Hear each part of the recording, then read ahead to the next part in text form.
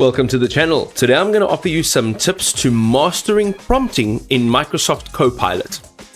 Alright, so there's a few things that we need to take into account when we are trying to master prompt engineering. Okay, and this is for Microsoft 365's Copilot. However, you can use sort of the same idea and the structure for any other chat bot or any other model you're using. Okay, so the first thing, define your goal precisely to guide Copilot effectively.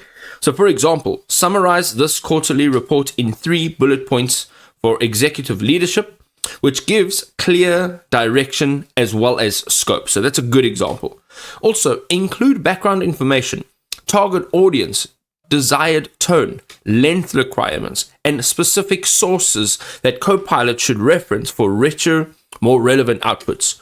You can also tell Copilot what to do and what not to do.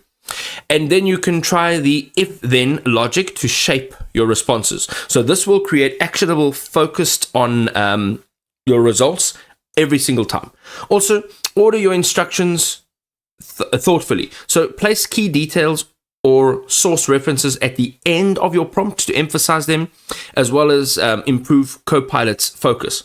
Don't settle for the first result.